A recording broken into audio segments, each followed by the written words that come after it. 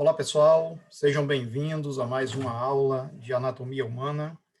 Hoje nós vamos dar continuidade ao estudo do aparelho locomotor, falando sobre articulações. Essa aula está dividida em duas partes, temos essa primeira agora, né, e depois eu preciso que vocês acessem a continuação dessa aula. Então é isso aí, vamos falar sobre articulação. Nós já estudamos o sistema esquelético, né, e vimos que para que haja locomoção é necessário que os ossos estejam articulados entre si. Mas como é que se dá essas articulações em nosso corpo? É sobre isso que nós vamos falar agora.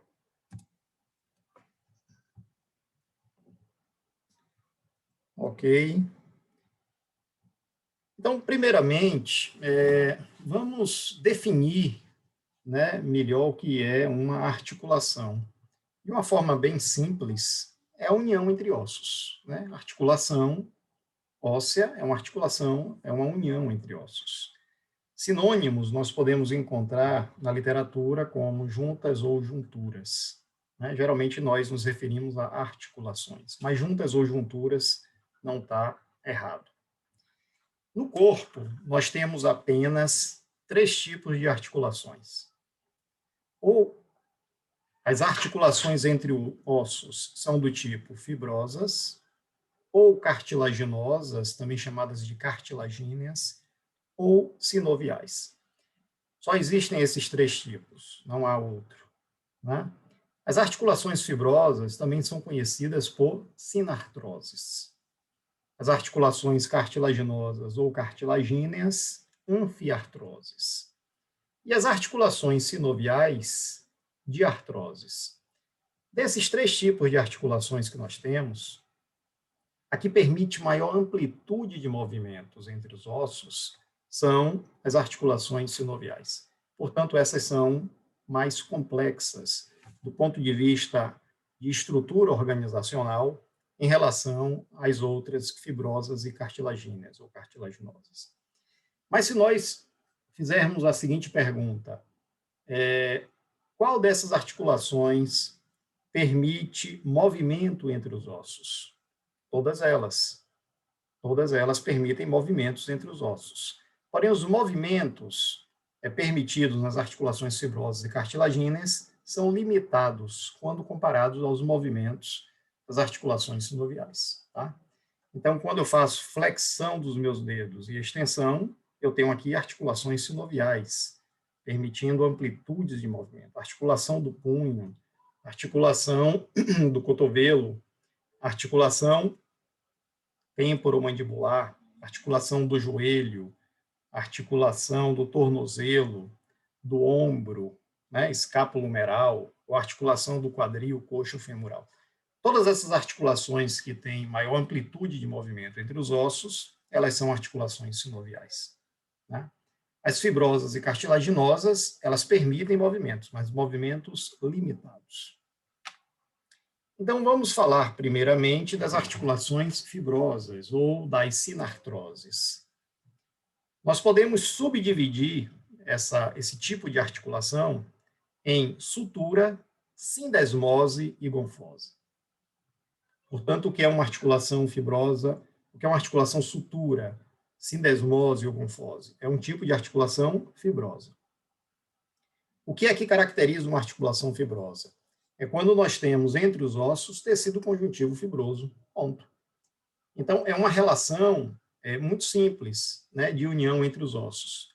Eu tenho um osso de um lado, osso do outro, e entre eles eu tenho um tecido conjuntivo fibroso, como que a gente está vendo aqui. Tá? Reparem que eu tenho aqui um segmento ósseo, do outro lado eu tenho outro, e entre eles a união está sendo feita por tecido conjuntivo fibroso. É isso que nós observamos, por exemplo, aqui no crânio.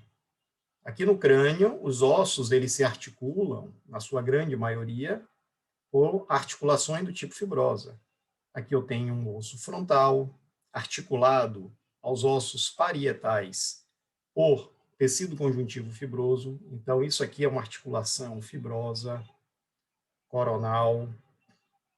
Aqui entre os ossos parietais, bem na linha mediana, né, onde acontece aquele corte sagital mediano, eu tenho outro tipo de articulação fibrosa, né, que a gente vai chamar de articulação fibrosa sutura, sagital, né? Aqui também eu tenho uma articulação fibrosa. Então, a articulação fibrosa, ela é simples. Eu tenho um osso, tecido conjuntivo fibroso e outro osso. Mas por que que isso aqui que eu estou mostrando para vocês é um exemplo de articulação sutura? Porque o que caracteriza a articulação fibrosa sutura é a aproximação, a proximidade entre os ossos, né?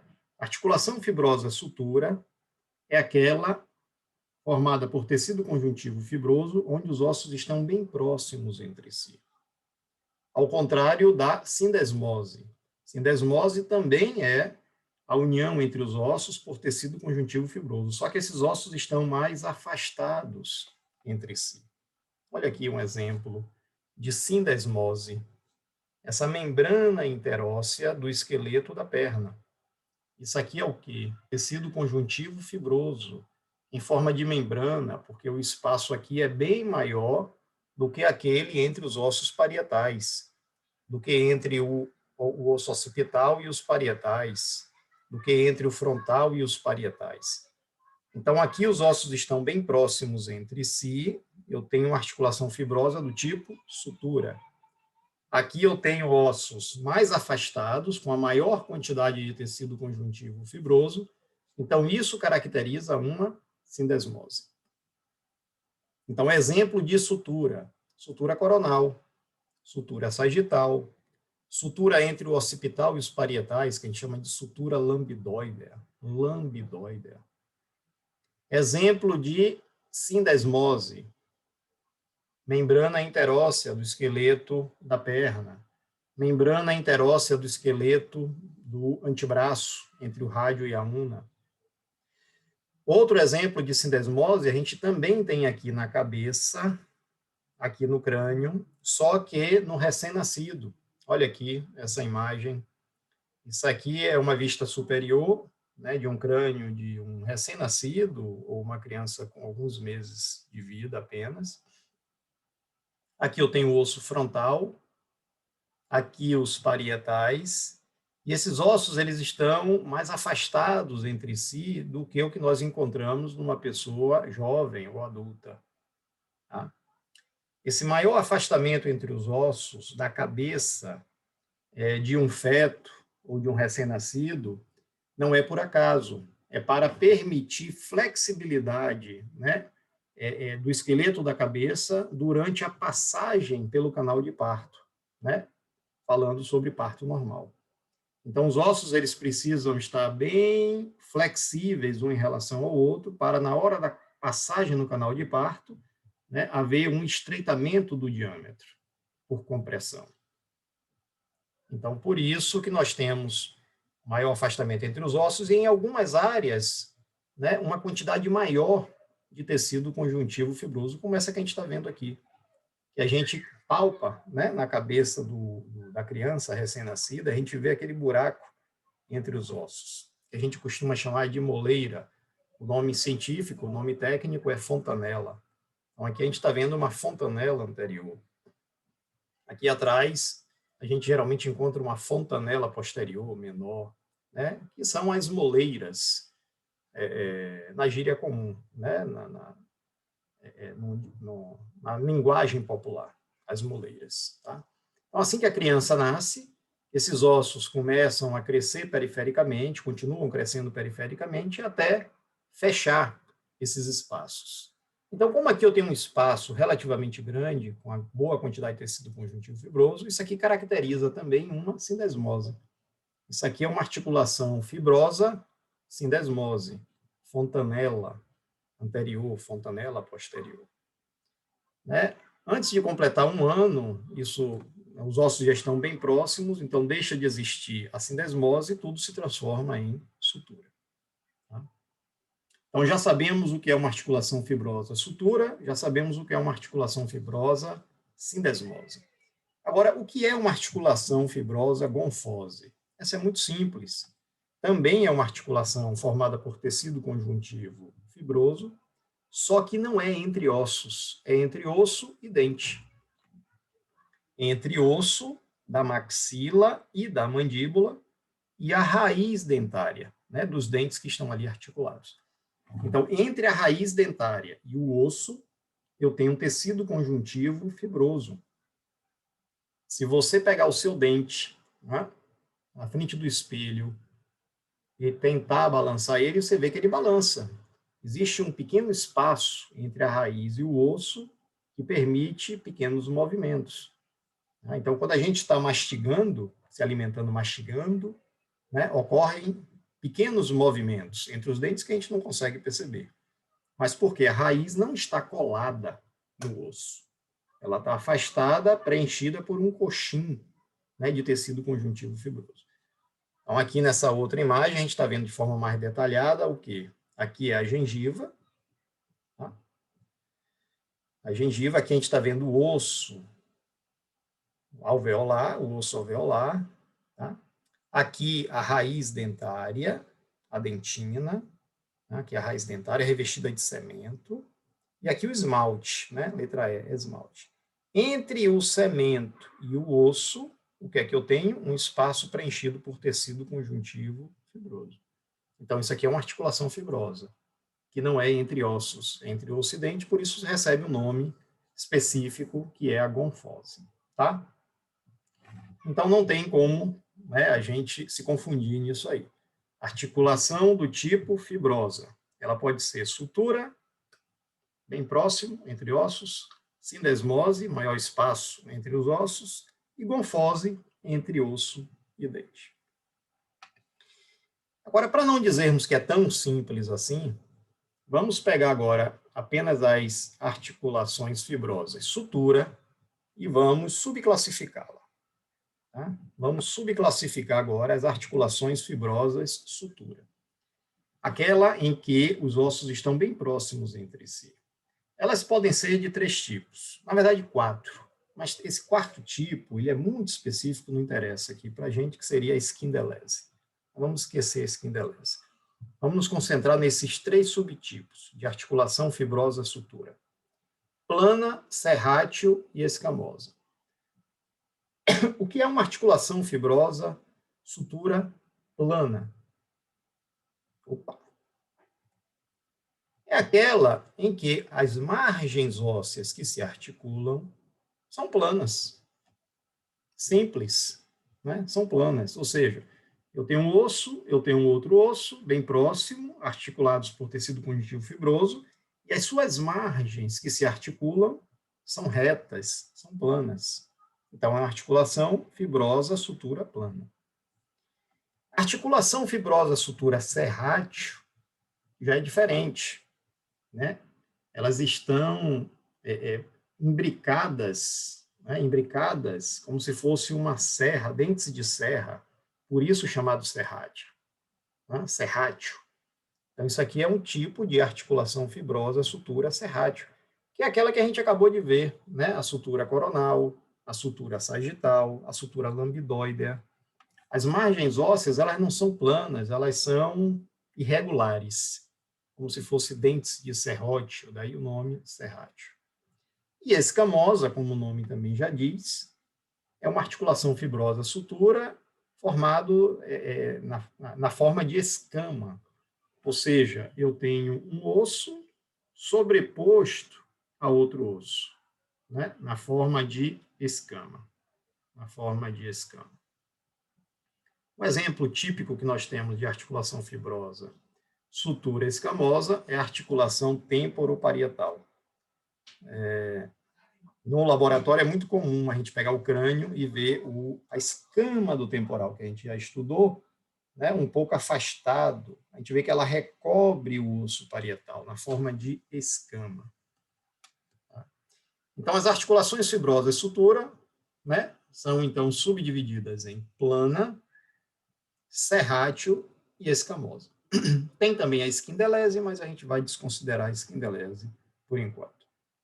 Então, olha aqui, novamente o desenho, né, de uma articulação fibrosa sutura serrátil, escamosa, tá? Olha aqui, uma escama sobre outra parte óssea, e uma sutura plana, como aquela que a gente vê entre os ossos nasais.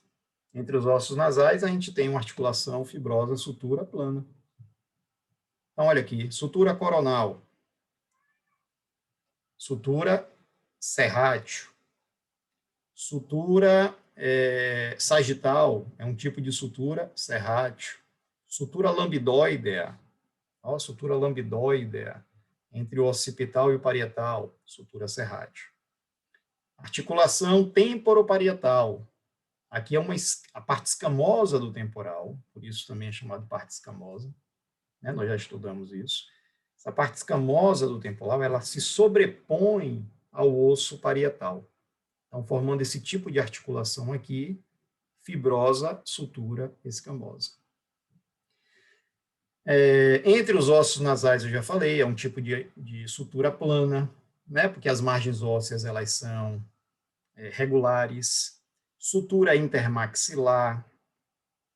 Aqui, na linha mediana do palato, também é um tipo de articulação fibrosa, sutura plana. Tá? Então, alguns exemplos. Geralmente, as suturas elas se encontram no esqueleto da cabeça, tá? No crânio. As sindesmoses, né? Os exemplos mais clássicos são as membranas interósseas, tá? Do esqueleto do antebraço e da perna. Essas articulações fibrosas do tipo sutura, como os ossos estão muito próximos entre si, a tendência, ao longo do tempo, quando a pessoa vai envelhecendo, é que esse tecido fibroso ele seja substituído por osso. Quando isso aqui é substituído por osso, é isso aqui que nós encontramos. Ó. Não há mais articulação, há uma fusão óssea. Então, é comum a gente pegar o crânio de uma pessoa idosa e você não consegue distinguir mais quem é, qual é o limite, onde é que termina o frontal e começa o parietal, porque tudo se transforma numa única peça. Então, quando acontece essa fusão entre ossos, principalmente nas articulações fibrosas e sutura, porque os ossos são muito próximos entre si, a gente denomina isso sinostose. Sinostose. Mas a sinostose, ela também pode acometer articulações cartilaginosas. Por exemplo, o que a gente vê acontecer aqui no sacro, né? O que é o sacro? Nós já falamos sobre esqueleto axial, e eu disse para vocês que o sacro é uma peça óssea formada por 5 vértebras sacrais. Então, teoricamente, deveria existir entre os corpos vertebrais dessas 5 vértebras tecido cartilaginoso. Mas isso aqui está já fundido, né? Está fusionado. Então, a gente pode considerar isso aqui também um tipo de sinostose. Tá? Então, sinostose é a fusão entre ossos. É o desaparecimento da articulação fibrosa sutura, que é mais comum, mas pode acontecer também em articulações cartilaginosas, como é comum no sacro, mas menos comum, né, em outras áreas, que a gente vai ver daqui a pouquinho, como, por exemplo, a articulação costoesternal, entre a costela e o externo. Entre a costela e o externo, a gente vai ver, tem tecido cartilaginoso. Mas na pessoa idosa, não é tão incomum aquela cartilagem ser substituída por osso. Então, a costela fica ligada por tecido ósseo diretamente ao externo. Isso também é uma sinostose. Muito bem. Evoluindo, vamos falar agora das articulações cartilagíneas ou cartilaginosas, também conhecidas por anfiartroses. Nós temos 2 subtipos. Tá? Nós já sabemos que a articulação cartilaginosa é aquela em que a união entre os ossos acontece através de tecido cartilaginoso. Olha aqui. A gente está vendo aqui vértebras, por acaso essas vértebras são da região lombar. Tá? Eu sei que são da região lombar por conta do tamanho, por causa da característica do processo transverso que a gente já discutiu. E a gente vê que entre os corpos vertebrais eu tenho um tecido cartilaginoso. Então, isso aqui caracteriza uma articulação cartilaginosa, ou cartilagínea, ou anfiartrose. Articulação entre a costela e o externo, articulação cartilaginosa. entre as pubes do osso do quadril, eu tenho um tecido cartilaginoso, então, articulação cartilaginosa. Mas essas articulações cartilaginosas, elas são subdivididas em dois tipos, sínfise e sincondrose. Sínfise e sincondrose. Qual é a diferença da sínfise para a sincondrose? Bom, ambas são cartilaginosas. A diferença está no tipo de cartilagem. Tipo de cartilagem. Nós temos 3 tipos de cartilagem no corpo. A elástica, que não participa das articulações. A hialina, que participa das articulações. Então, quando eu tenho cartilagem hialina, unindo ossos diretamente, eu tenho uma articulação cartilaginosa do tipo sincondrose. E a gente tem um terceiro tipo de cartilagem, que é a fibrosa, ou fibrocartilagem. Quando a gente tem fibrocartilagem unindo ossos, eu tenho, então, um tipo de articulação cartilaginosa sínfise. Tá? Então, 3 tipos de cartilagem. Elástica, está fora das articulações. Hialina, sincondrose. Fibrosa, sínfise. Bom, o próprio nome já define o tipo de cartilagem, né? Hialina e fibrosa, ou fibrocartilagem. Hialina é um nome suave, é um nome mais delicado, significa uma cartilagem menos resistente, sincondrose.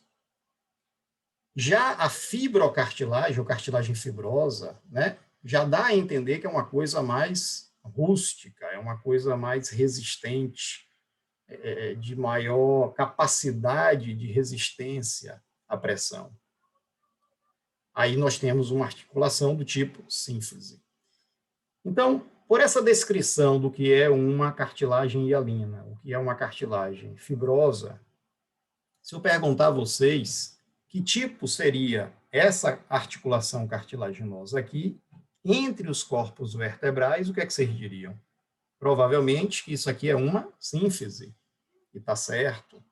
Por que eu tenho que ter uma cartilagem fibrosa entre os corpos vertebrais? Porque a pressão aqui é muito grande. Imagine que todo o peso do nosso tronco está distribuído na coluna. A pressão entre os corpos vertebrais é muito grande. Se eu tivesse aqui cartilagem hialina, ela não suportaria o peso. Né? A gente sofreria lesões.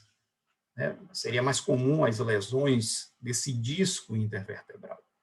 Então, para resistir à força de pressão entre os corpos vertebrais, que é grande, eu preciso aqui de uma articulação cartilagínea do tipo fibrosa, do tipo sínfise. Então, eu tenho aqui sínfise intervertebral. Então, aqui a gente já tem um exemplo de articulação cartilagínea sínfise intervertebral, entre os corpos da vértebra. Então, entre os corpos da vértebra, o que é que nós temos? O disco intervertebral. Olha aqui, imagem bonita. Isso aqui é cartilagem fibrosa. Aqui dá para a gente ver no desenho, né, as fibras do tecido conjuntivo dispostas circularmente, justamente para aumentar a capacidade de resistência dessa peça. E aqui no centro eu tenho uma estrutura mais borrachoide, uma estrutura mais flexível, né, um coxim que permite, né, uma amortização entre os corpos vertebrais. Funciona como se fosse um coxim mesmo. É chamado núcleo pulposo. Núcleo, porque está no centro, pulposo, né, devido à sua característica menos fibrosa, menos resistente, mais de coxim, né, de amortecimento. Mas veja que esse núcleo pulposo ele está no centro de uma estrutura reforçada de cartilagem fibrosa. Em algumas pessoas, por N razões, né, seja por compressão dessa peça em uma área específica e não no todo, porque quando a gente anda, quando a gente corre, quando a gente pula, o ideal é que a peça, essa peça cartilaginosa entre os corpos vertebrais, ela seja comprimida como um todo, né, de maneira homogênea em toda a sua superfície. Mas, por alguma razão, você pode levantar um peso de forma inadequada. Né? Quem pratica academia, faz halterofilismo, levanta peso, tem a forma correta, tem a posição correta para você levantar o peso. Você não pode levantar o peso de qualquer forma, porque senão você comprime esse disco, não de maneira uniforme, mas numa área específica. Então, você acaba prejudicando, você pode romper essas fibras.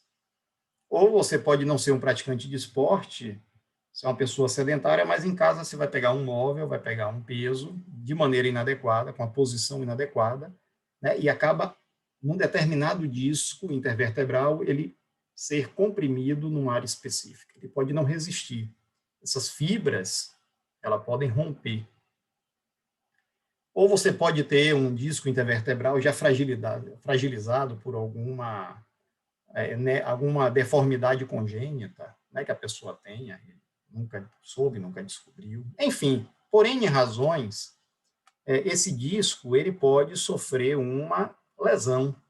Olha aqui o desenhozinho mostrando em vermelho. Uma ruptura, né? Esse desenho está mostrando uma área de ruptura das fibras. Então, quando esse disco intervertebral ele se rompe em determinada área, uma das coisas que pode acontecer é esse núcleo pulposo extravasar por aquela fissura. Ele extravasa por aquela fissura e vai parar do lado de fora. Isso aqui é o que nós chamamos de hérnia de disco. Quando se fala, a pessoa está com hérnia de disco, quer dizer que o núcleo pulposo ali do disco intervertebral extravasou, prolapsou, herniou, fez uma hérnia de disco. Tá? E essa hérnia de disco a pessoa pode ter e nem saber, e nem perceber, porque não me incomoda. Vai depender em que altura ele aconteça e em que direção. Tá? Por exemplo, uma hérnia de disco na região anterior é menos preocupante numa porção mais baixa, porque não tem estrutura nervosa para comprimir. Mas se essa hérnia de disco acontece numa porção lateral, ela já pode fazer uma compressão de raiz espinhal. Isso vai dar problema, isso pode gerar dor, isso pode gerar limitações motoras, dores intensas durante a movimentação. E a depender da altura da coluna em que essa hérnia aconteça, também as consequências são variáveis. Tá? Então, hérnia de disco é isso. As consequências são as mais variáveis possíveis, depende da localização da hérnia e da altura, em que disco, em que altura da coluna exatamente aquilo aconteceu. Aqui, novamente, nós observamos os discos intervertebrais, tá? Caracterizando a sínfise intervertebral. E aqui eu já tinha dito para vocês anteriormente que entre as pubes do osso do quadril, lembram? Isso aqui é um osso do quadril ou ilíaco, né? Dividido em íleo, isquio, aqui embaixo e lá atrás, e a pubis. A pubis é a parte mais anterior, que se articula com a pubis do lado oposto. Então, entre as pubis do osso do quadril, nós temos aqui também tecido cartilaginoso. Tecido cartilaginoso. Que cartilagem é essa? Bom, aí a gente precisa interpretar esse tipo de articulação. Será que esse tipo de articulação aqui exerce muita pressão entre os ossos? Sim, né? Porque todo o nosso tronco está articulado aos membros inferiores através da articulação coxo-femoral. E aqui no meio está articulado os ossos do quadril de um lado e do outro. A pressão aqui é grande. Então, eu não posso ter aí também, né, uma cartilagem hialina. Eu preciso de uma cartilagem fibrosa, reforçada. Então, aqui também é um exemplo de sínfise púbica. Tá? Então, eu tenho uma sínfise intervertebral, sínfise púbica. Aqui, agora, nós estamos vendo a cartilagem costal, ou seja, aquela cartilagem que une a costela ao externo. E aí eu pergunto a vocês, essa pressão que a gente tem no gradil torácico é grande? É grande. Só que ela não somatiza como na coluna. Né? Porque na coluna eu tenho uma vértebra sobre outra, sobre outra, sobre outra, e cada vez mais vai aumentando a pressão. É somatizado. Aqui no gradil torácico, não. A pressão no gradil torácico, no esqueleto do tórax, é grande. Mas ela é dividida, ela é distribuída por várias articulações. Elas não somatizam, né? Elas são individualizadas. Então, eu não preciso aqui entre o externo e a costela de cartilagem fibrosa.